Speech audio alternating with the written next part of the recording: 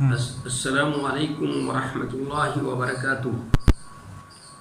محترم دینی بھائیوں اور بہنوں اور عزیز طالبات، بسم اللہ الرحمن الرحیم وبہ نستعین۔ تو ہم آج جو ہے 17واں باب جو امام بخاری رحمۃ اللہ علیہ نے قائم کیا ہے اس کو پڑھتے ہیں کہ باب فإن تابوا اعوذ باللہ من الشیطان الرجیم بسم اللہ الرحمن الرحیم باب فإن تابوا وأقاموا الصلاة وآتوا الزکاة فخلوا سبیلهم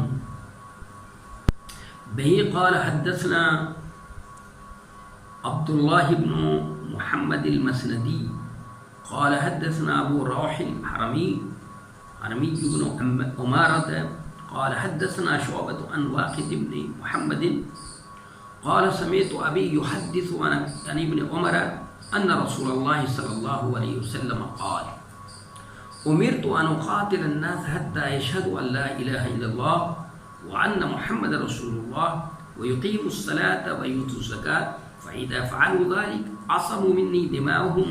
وأموالهم إلا بحق الإسلام وحسابهم على الله أو كما قال صلى الله عليه وسلم۔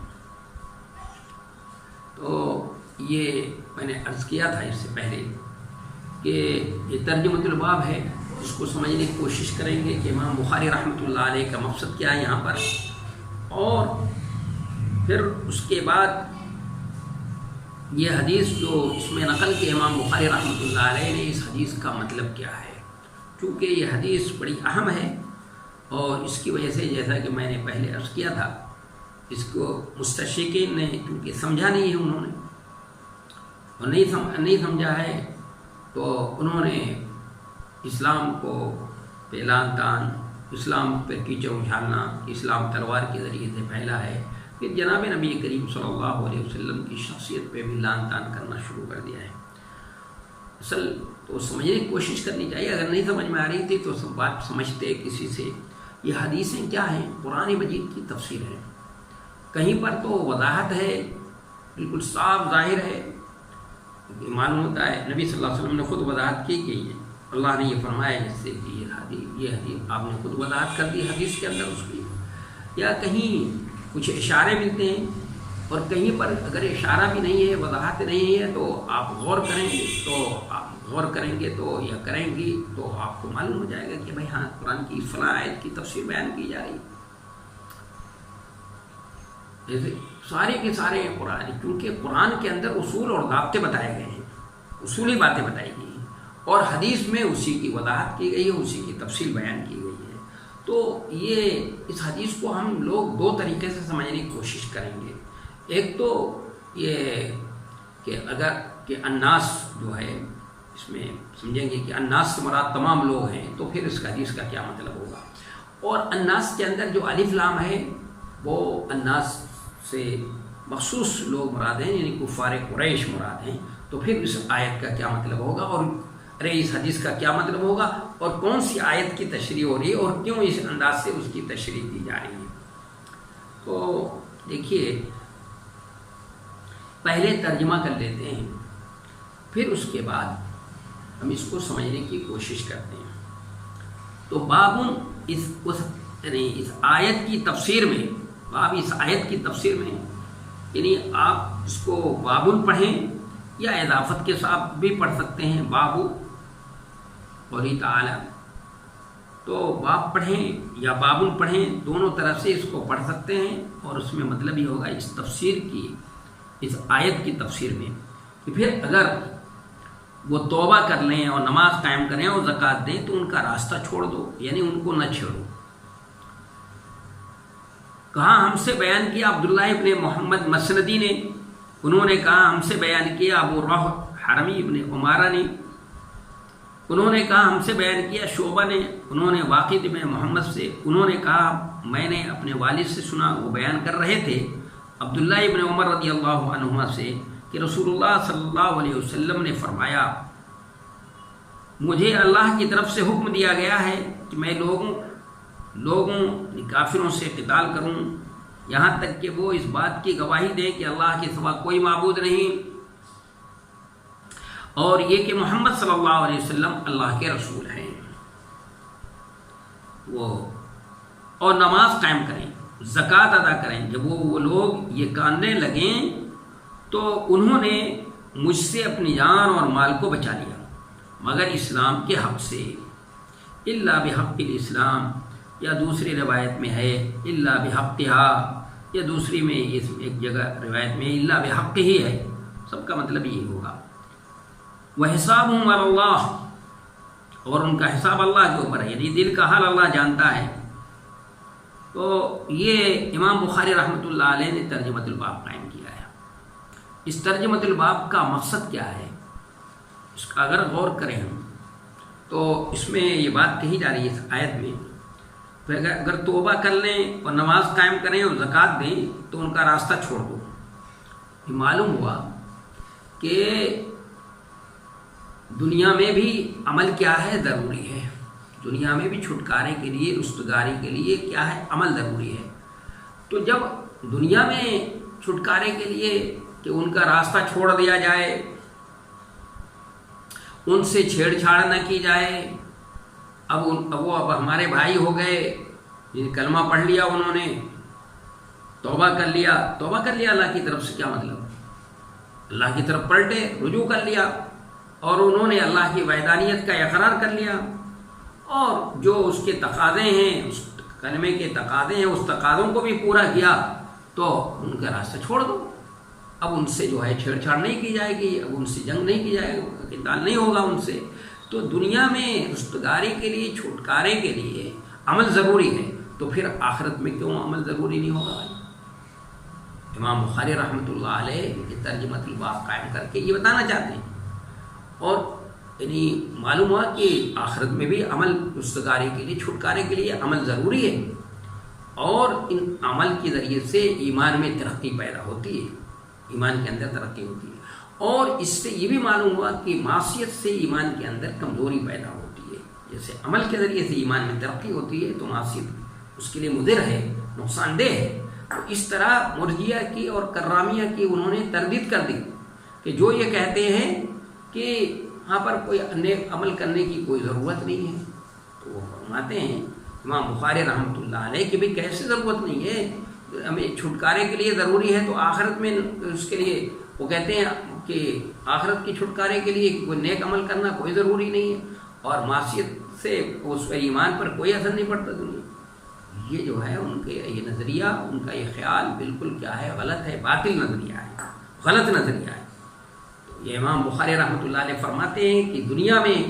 رستگاری کے لیے، دنیا میں چھٹکارے کے لیے کہ ان کا راستہ چھوڑ دیا جائے، ان سے چھیڑ چھاڑ نہ کی جائے، ان سے جنگ نہ کی جائے، ان سے قتال نہ کیا جائے، اس کے لیے ضروری ہے عمل۔ یہ عمل کریں، توبہ کریں، نماز قائم کریں، توبہ کریں، اللہ کی طرف پلٹیں، صدق دل سے اللہ کی وحدانیت کا اقرار کریں، نماز قائم کریں، زکوٰۃ ادا کریں، تو ان کا جو ہے ان کے ساتھ مسلمانوں والا معاملہ ہوگا۔ تو معلوم ہوا کہ اس کے لیے تو آخرت میں بھی عمل کرے، چھٹکارے کے لیے نیک عمل کرنا ضروری ہے، تبھی جہنم سے چھوٹ سکتا ہے آدمی، بچ سکتا ہے، ورنہ نہیں بچے گا۔ تو اس لیے یہ کہنا، مرجیہ کا یہ کہنا کہ عمل کرنے کی کوئی ضرورت نہیں ہے، رستگاری کے لیے کوئی ضروری نہیں ہے، یا معصیت جو ہے ہمارے پر ایمان پر اثر انداز نہیں ہوتی، اس کے مدر اثرات نہیں پڑتے، ان کی بات صحیح نہیں ہے۔ اس کی تردید کے لیے، مرجیہ اور کرامیہ کی تردید کے لیے وہ صرف کہتے کہ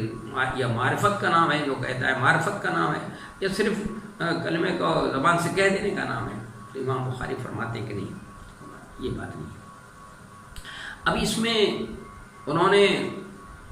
وہ حدیث نقل کی ہے، حدیث اور ترجمۃ الباب میں کیا مناسبت ہوگی، تو پہلے حدیث کو سمجھنے کی کوشش کرتے ہیں۔ تو میں نے عرض کیا کہ یہ حدیث بڑی اہم ہے، اس حدیث کو پہلے ہم اس حیثیت سے سمجھنے کی کوشش کرتے ہیں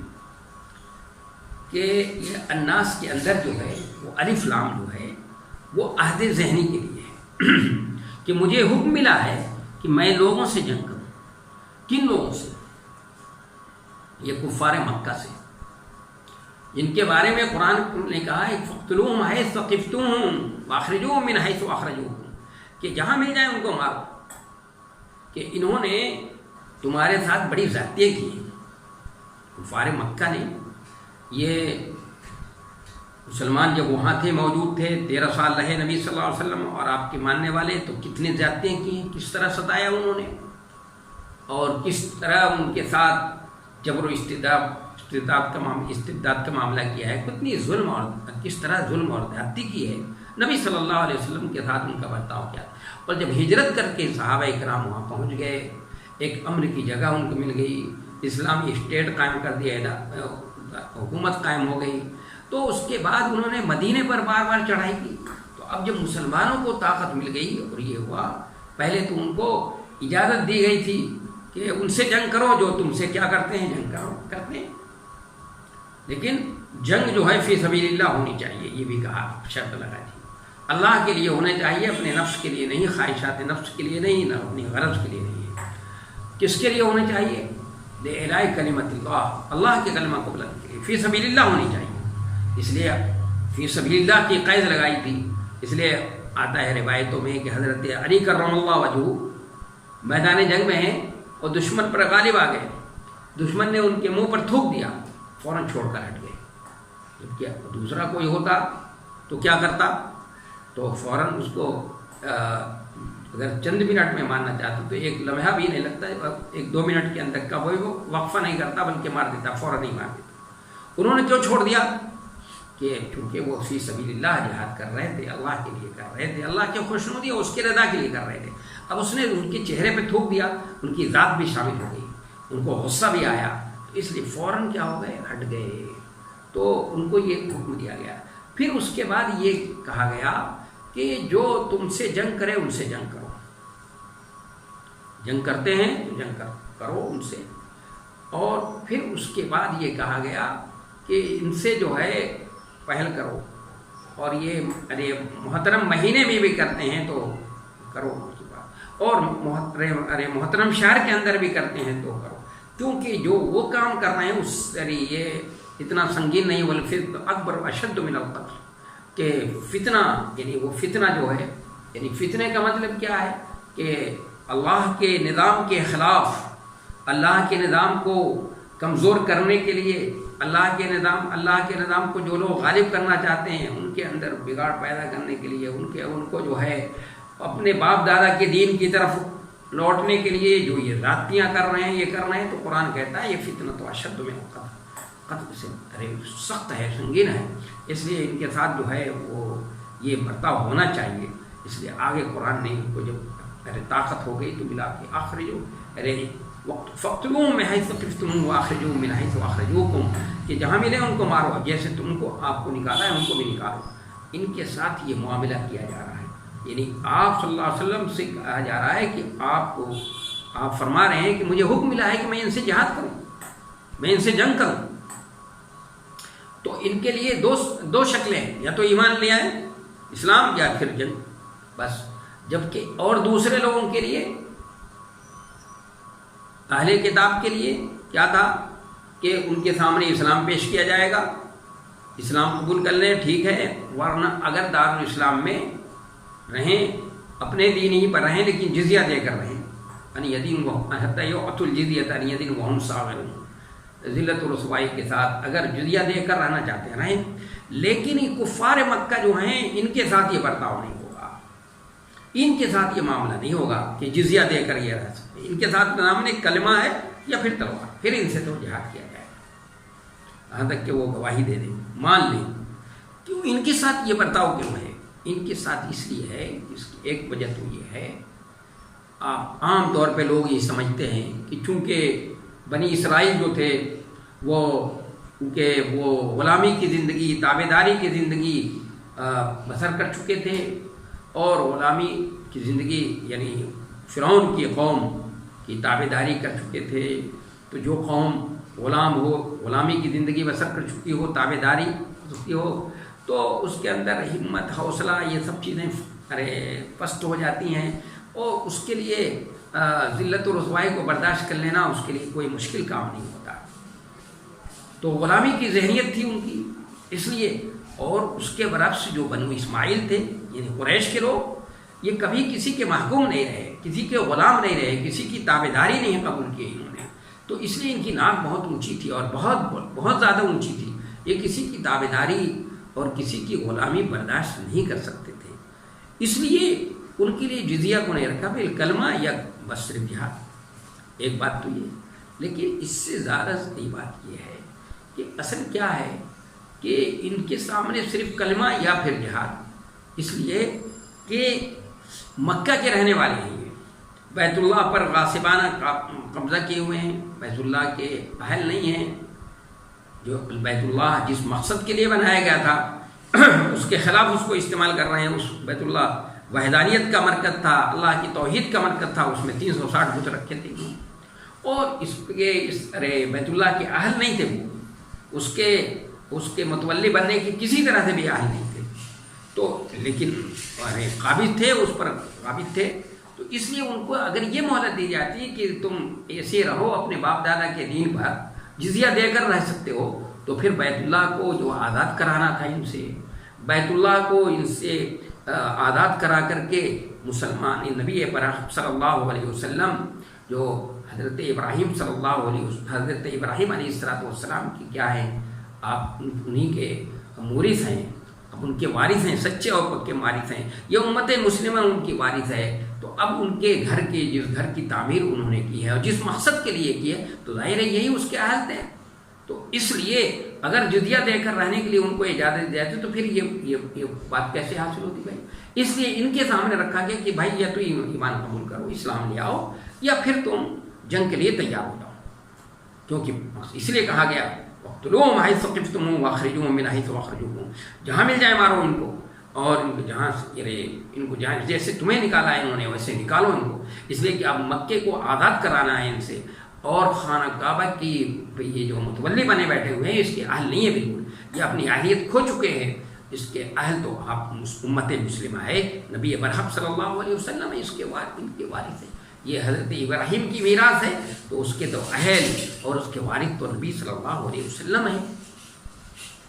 اس لیے ان سے کہا جا رہا ہے، ان کے بارے میں یہ بتایا جا رہا ہے کہ بس ان سے یا تو جنگ یا پھر کلمہ پڑھ لیں، دین اسلام کو قبول کر لیں، یا پھر جنگ کے لیے تیار ہو جائیں۔ ایک سیدھا سادہ مطلب ہے کہ اس آیت کی تفسیر ہے سورہ توبہ کی، اس آیت کی کہ وَاقْتُلُوهُمْ حَيْثُ ثَقِفْتُمُوهُمْ وَأَخْرِجُوهُم مِّنْ حَيْثُ أَخْرَجُوكُمْ، تو جہاں سے نکالا ہے انہوں نے وہیں سے تم ان کو نکالو، اور اس کے پیچھے مقصد وہی ہے، اس لیے اگر ان کو جو قرآن میں اور تیسری شکل جو بتائی گئی ہے وہ شکل بھی ان کے لیے بے روا رکھی جاتی تو پھر وہ مقصد نہیں حل ہوتا، جس مقصد اس پہ تو زندگی بھر ایسی وہ قابض رہتے، اس پہ غاصبانہ ان کا قبضہ روا کے رہتا ہے، جبکہ وہ اہلیت اس کی کھو چکے تھے، اس کے اہل بالکل نہیں تھے کہ خانہ کعبہ کے متولی بننے کی، بالکل کسی طرح سے اہل نہیں تھے، انہوں نے تو جس مقصد کے لیے حضرت ابراہیم نے اس کو بنایا تھا اس مقصد سے بہت دور اس کو شرک اور شرک کا اڈا بنا رکھا تھا، اس میں 360 بت رکھ دیے تھے انہوں نے، اور اس کے علاوہ دوسرے بت جو ہے نصب کر رکھے تھے، اس لیے ضرورت تھی کہ مکے کو ان سے آزاد کرایا جائے، بیت اللہ کو ان سے آزاد کرایا جائے، اور آزاد کرا کے جس مقصد کے لیے حضرت ابراہیم علیہ السلام نے اس کو بنایا تھا اسی مقصد کے لیے اس کو استعمال، تو یہ جب ہی ہوتا جب کہ ان کے سامنے صرف یہ رکھا جائے کہ بھائی یا تو کلمہ پڑھ لو، دین میں داخل ہو جاؤ، یا پھر جنگ کے لیے تیار ہو جاؤ۔ اس لیے نبی علیہ السلام یہ فرما رہے ہیں، یہ مطلب ہے اس حدیث کا، یہ مطلب نہیں ہے کہ مجھے حکم ملا ہے کہ سب کو مار ڈالوں، جس کو جو بھی ملے دنیا میں سب کو کیا ایک طرف سے نہیں ہے خوریزی کروں، یہ اس کے لیے نہیں، بلکہ یہ تو جنگ بندی کی علامت ہے، جنگ بندی کا اس میں اعلان کیا جا رہا ہے، قتال نہ کرنے کے لیے اصول بتایا جا رہا ہے کہ مجھے حکم ملا ہے کہ میں لوگوں سے کیا کروں، جنگ کروں، یہاں تک کہ وہ اللہ کی وحدانیت کا اقرار کر لیں اور محمد صلی اللہ علیہ وسلم کی رسالت کو مان لیں۔ یہ اس کو قرآن میں فَإِن تَابُوا سے تعبیر کیا ہے، قرآن فَإِن تَابُوا، اس کو قرآن نے فَإِن تَابُوا کہا ہے کہ عصمت کے لیے، راستہ چھوڑنے کے لیے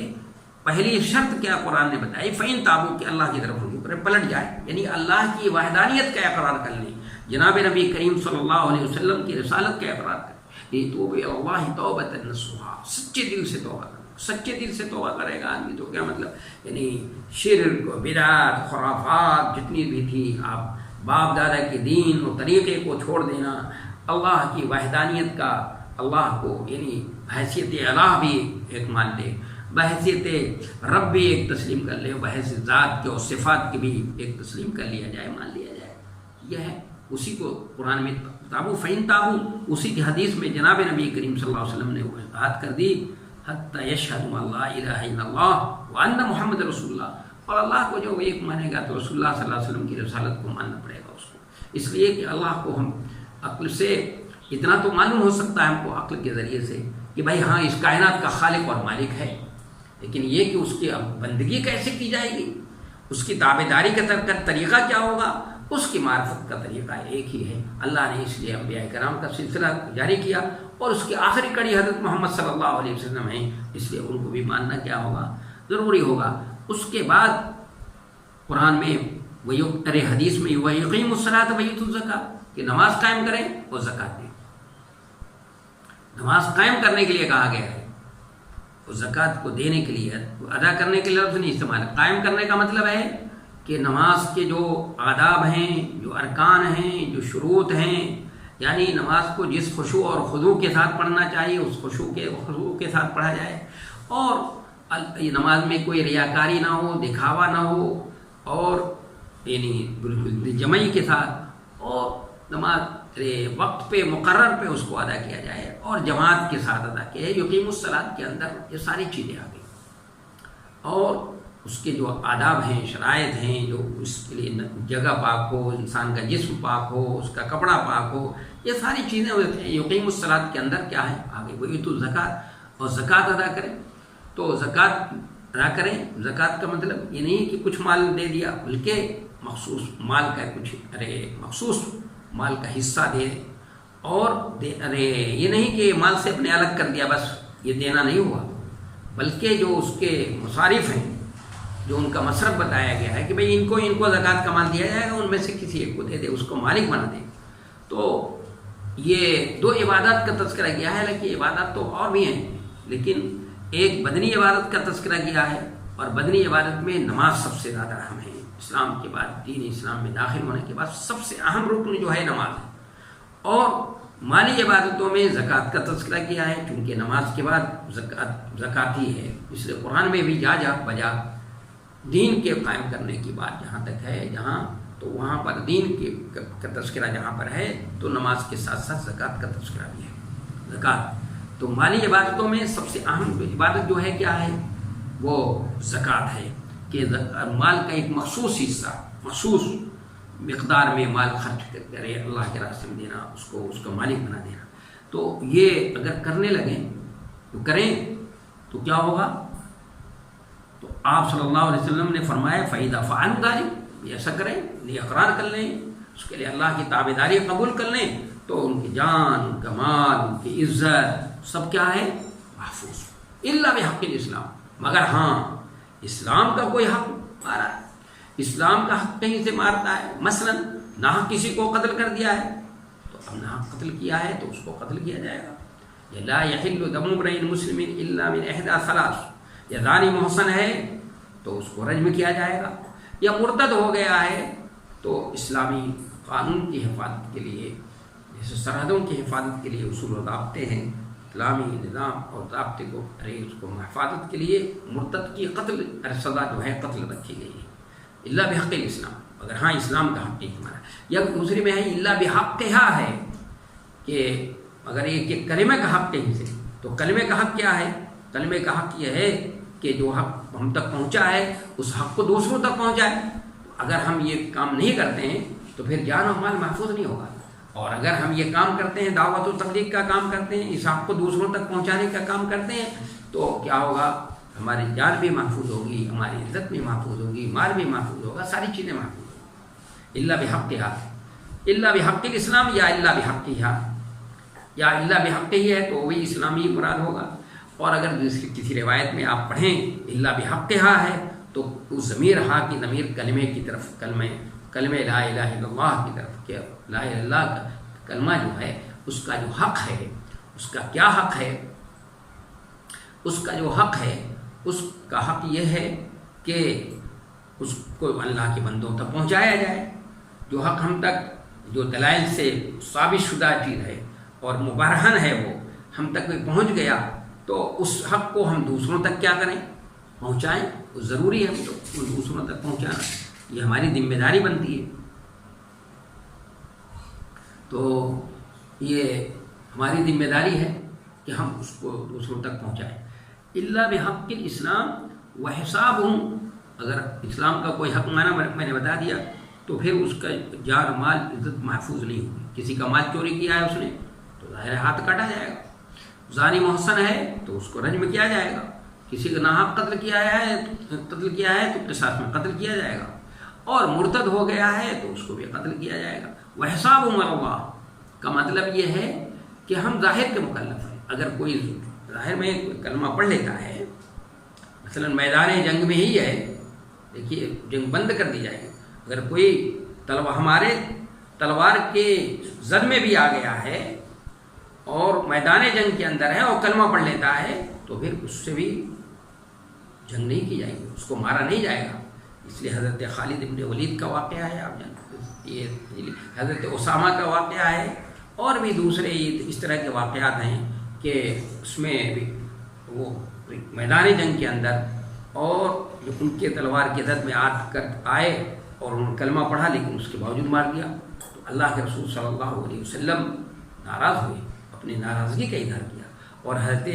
خالد بن ولید سے تو بہت زیادہ ناراضگی کا اظہار کیا، اور آپ نے اس طرح سے فرمایا تھا کہ اللہ میں اس سے بری ہوں جو انہوں نے کیا ہے. اور حضرت اسامہ کے ساتھ بھی ناراضگی کا، تو وہ کہتے ہیں کہ کاش کہ میں آج ہی مسلمان ہوا ہوتا، نیا ابھی مسلمان ہوا تو مجھ سے تو بہت بڑی غلطی ہو گئی. تو مطلب یہ ہے کوئی ظاہر میں اگر ہمارے میدان جنگ کے اندر، میدان کاردار میں بھی ہمارے تلوار کے زد میں آ جائے اور کلمہ پڑھ لے تو اس کے ساتھ بھی مسلمانوں والا معاملہ کیا جائے گا. ہم ظاہر کے مکلف ہیں. دلوں کا حال اللہ تبارک و تعالیٰ جانتا ہے. وہ دلوں کے اعتبار سے اگر اس نے ریاکاری اور اس کے لیے دیکھا ہے، جھوٹ اور نفاق ہے اس کے اندر، ویسے ہی پڑھ لیا تھا، دل کے اندر کفری بھرا ہوا ہے، ویسے پڑھا ہے تو اللہ تعالیٰ کل قیامت کے دن اس کے معاملہ کافروں والا معاملہ کرے گا. اور اگر صدق دل سے پڑھا ہے تو مسلمانوں والا معاملہ ہے. لیکن ہمیں مکلف بنایا ہے اللہ تبارک و تعالیٰ نے، ہمیں کیا ہے ظاہر کا مکلف. ارے ہم ظاہر کہنی، اگر کوئی شخص زبان سے کلمہ کا اقرار کر لے تو اس پر اسلام کے احکامات نافذ ہوں گے اور ظاہر کے مطابق فیصلہ کیا جائے گا. دل میں اور باطن میں کیا ہے اس کا حساب تو اللہ کے اوپر ہے. باطن کا فیصلہ ہمارے اوپر نہیں ہے کہ باطن کے ذمہ دار ہم نہیں ہیں. کہ اور کلمہ حق کا مطلب یہ میرا خیال ہے کہ سمجھ میں آ گیا ہوگا. اس کا مطلب یہ ہے کہ لا الہ الا اللہ کے اقرار کر لینے کے بعد بھی اگر اسلام کا حق پہنچ جائے گا تو اس کی جان محفوظ نہ رہے گی. مثلا کسی کو قتل کر دیا تو اس کے بدلے میں قتل کر دیا جائے گا. مرتد ہو گیا یا شادی شدہ ہے، زنا کر لے تو اس کی جان محفوظ نہیں رہے گی، جیسے کہ اس کی وضاحت کر دی میں نے. تو ایک تو حدیث کا مطلب یہ ہے، اس طرح سے اس حدیث کی تشریح کی جا سکتی ہے، اور ایک دوسرے انداز سے بھی کی جا سکتی ہے. تو انشاءاللہ اب اس کے بعد جو ہے جب دوسرا اس کے بعد والا درس ہوگا تو اس میں دوسرے انداز سے، دوسرے پہلو سے اس کی حدیث کی تشریح کی جائے گی، اور اس کا مطلب میں اس کو بتاؤں گا کہ اس سے تمام لوگ اگر مراد لیا ہے تو کس انداز سے اس کی تشریح کی جائے گی. پھر حدیث میں اور ترجمۃ الباب میں آیت میں کیا مناسبت ہے اور اس سے عملی زندگی میں ہم کو کیا فائدہ ہو سکتا ہے. وما توفیقی